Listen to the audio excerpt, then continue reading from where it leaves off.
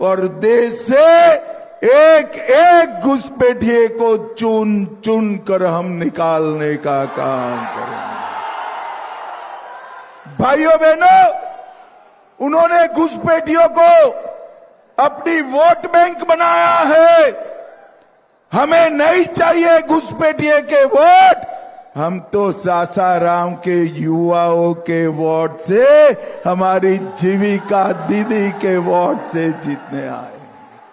भाइयों बहनों, उन्होंने घुसपैठिया कॉरिडोर बनाना चाहते हैं और नरेंद्र मोदी जी इंडस्ट्रियल कॉरिडोर बनाना चाहते हैं। इंडस्ट्रियल कॉरिडोर बनाना, आपने मोदी जी को बार बार वोट दिया है, आपने नीतीश बाबू को बार बार वोट दिया है और बिहार में ढेर सारा परिवर्तन आया है। अगले 5 साल में हम पूरे बिहार को एक विकसित राज्य बनाने का काम करेंगे, एक विकसित राज्य बनाने का काम। मित्रों, सामने एनडीए के सामने एक महागठबंधन लड़ रहा है। वो अंदर अंदर भी लड़ रहे हैं, हमसे कम लड़ रहे हैं, एक दूसरे के खिलाफ ज्यादा लड़ रहे हैं। मगर मित्रों, एनडीए जो है 5 पांडव की तरह एक मुस्त होकर, एकजुट होकर चुनाव में लगा है, एक मुस्त होकर।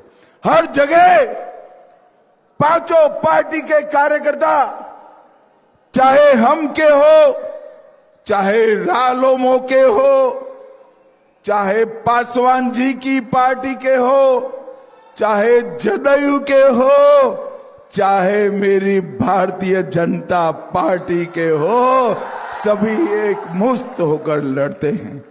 और मित्रों, ये एकता ही आने वाले दिनों का विजय का संकल्प है। भाइयों बहनों, मैं आज कह कर जाता हूं कि मोदी जी बहुत कम समय में रोहतास के सोनाचूर चावल को जीआई टैग देकर सोनाचूर के किसानों का कल्याण करने वाले। यहीं की प्रसिद्ध सोन मछली को भी, सोन मछली का भी मार्केटिंग का पूरा व्यवस्था हम करने वाले हैं। हम पूरा व्यवस्था, ये 20 साल में, मोदी जी के 11 साल में बिहार भय मुक्त बना है। टूटी फूटी सड़कों की जगह शानदार हाईवे बने हैं। ये ढिबरी युग खत्म होकर 20 से 22 घंटा बिजली हर घर और हर गांव में आती है। मैं 2015 में आया था। 2015 में यहां चार्जिंग, मोबाइल चार्ज करने की दुकानें लगी थी, क्योंकि घर में बिजली नहीं थी। अब हर घर में बिजली भी पहुंची है और 24 घंटा रहे।